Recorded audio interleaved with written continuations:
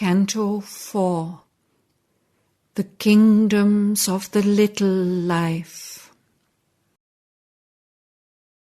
But judge not so his spirit's wakened eye, as shines a solitary witness star that burns apart light's lonely sentinel in the drift and teeming of a mindless night, a single thinker in an aimless world, awaiting some tremendous dawn of God.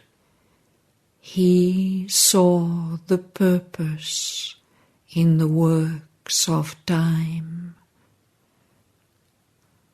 Even in that aimlessness a work was done, pregnant with magic will and change divine.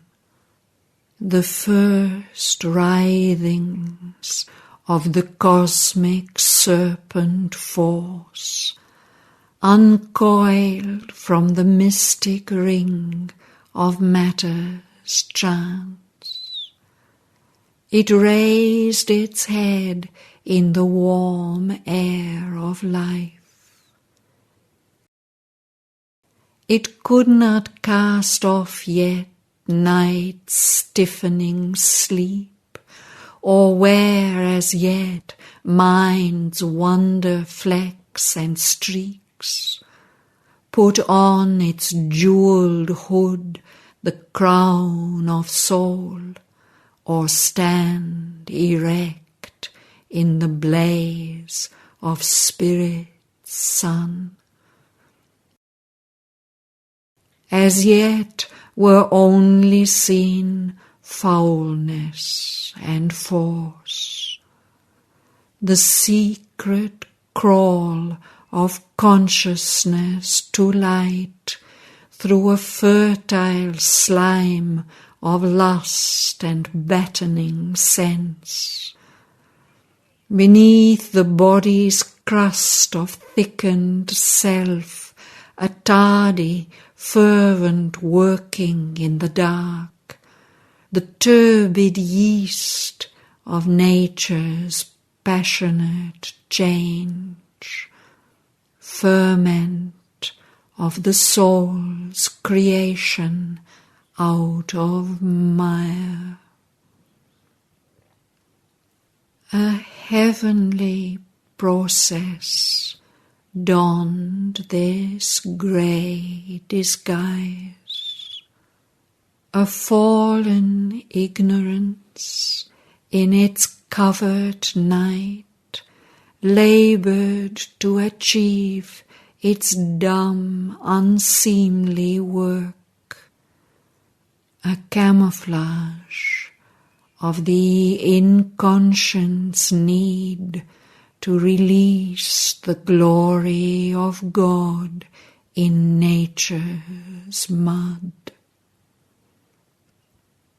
His sight, spiritual in embodying orbs, could pierce through the grey phosphorescent haze and scan the secrets of the shifting flux that animates these mute and solid cells, and leads the thought and longing of the flesh, and the keen lust and hunger of its will. This too he tracked along its hidden stream, and traced its acts to a miraculous fount. A mystic presence none can probe nor rule, creator of this game of ray and shade, in this sweet and bitter paradoxical life, asks from the body the soul's intimacies, and by the swift vibration of a nerve links its mechanic throbs to light and love.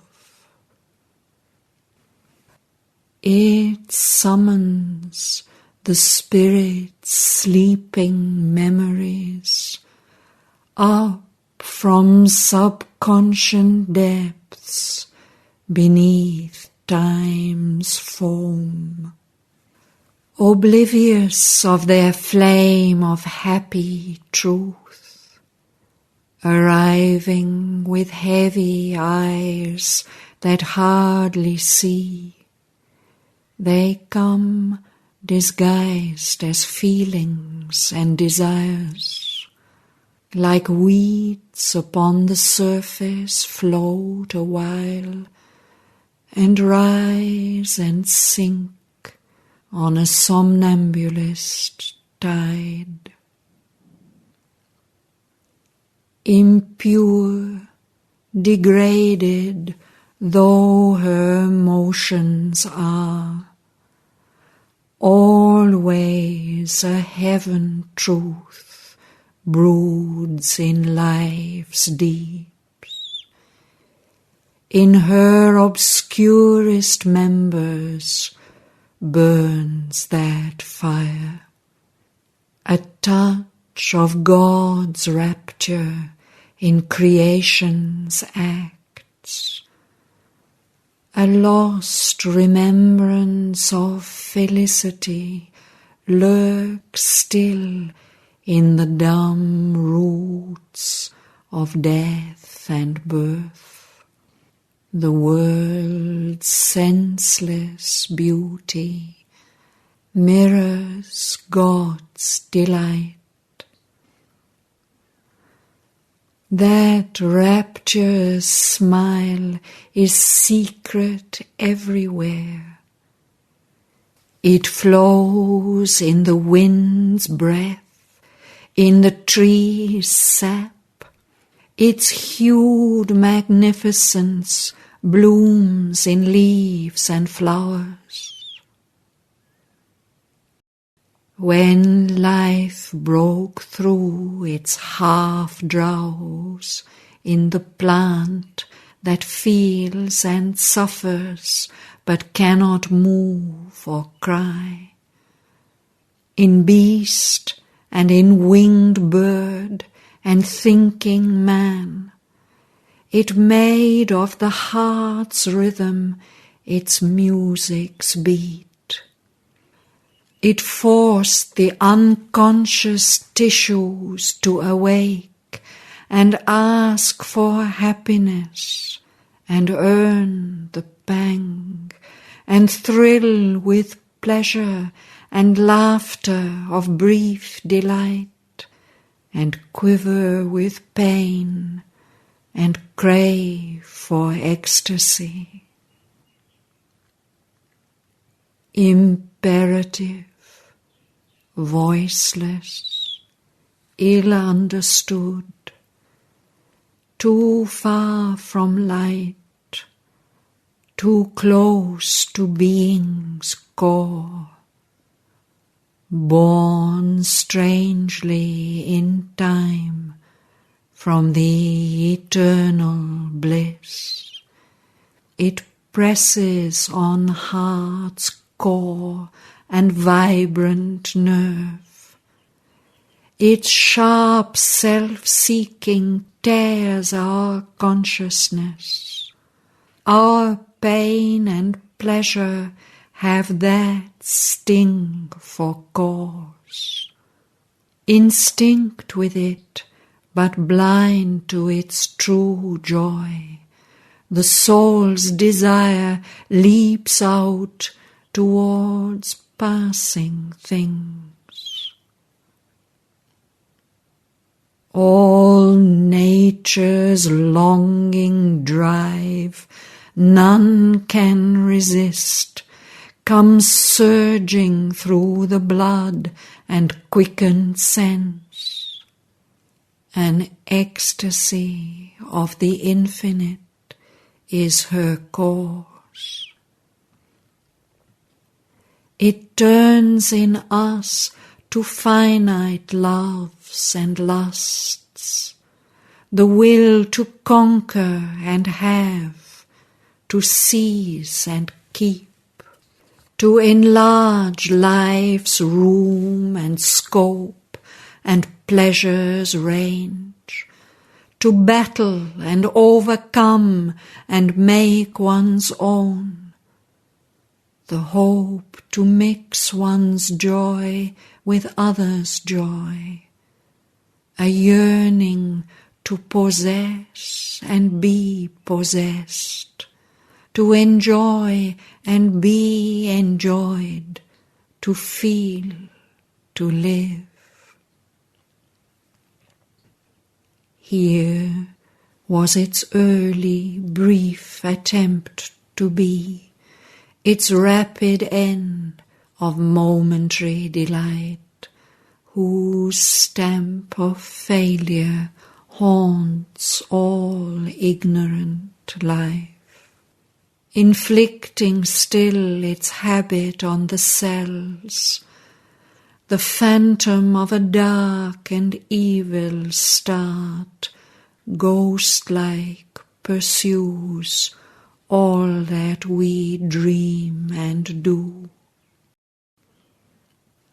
Although on earth our firm established lives, a working of habit or a sense of law, a steady repetition in the flux, yet are its roots of will ever the same. These passions are the stuff of which we are made. This was the first cry of the awaking world. It clings around us still and clamps the God. Even when reason is born and soul takes form, in beast and reptile and in thinking man it lasts and is the fount of all their life. This too was needed, that breath and living might be. The spirit in a finite, ignorant world must rescue so its prisoned consciousness, forced out in little jets at quivering points from the inconscient sealed infinitude. Then slowly it gathers mass, looks up at light. This nature lives tied to her origin. A clutch of nether force is on her still. Out of unconscious depths her instincts leap. A neighbour is her life to insentient naught. Under this law an ignorant world was made. In the enigma of the darkened vasts, in the passion and self-loss of the infinite, when all was plunged in the negating void, non-being's night could never have been saved. if being had not plunged into the dark, carrying with it its triple mystic cross. Invoking in world time the timeless truth, bliss changed to sorrow, knowledge made ignorant, God's force turned into a child's helplessness, can bring down heaven by their sacrifice. A contradiction founds the base of life. The eternal, the divine reality has faced itself with its own contraries.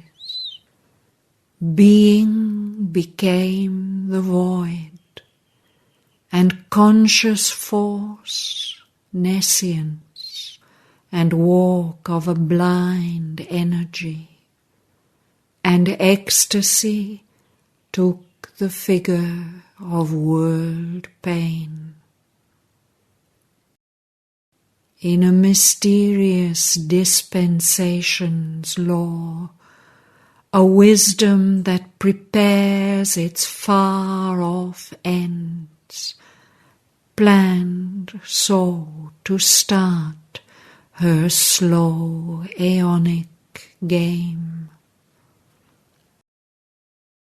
A blindfold search and wrestle and fumbling clasp of a half-seen nature and a hidden soul, a game of hide and seek in twilit rooms, a play of love and hate and fear and hope, continues in the nursery of mind its hard and heavy romp of self-born twins. At last the struggling energy can emerge and meet the voiceless being in wider fields.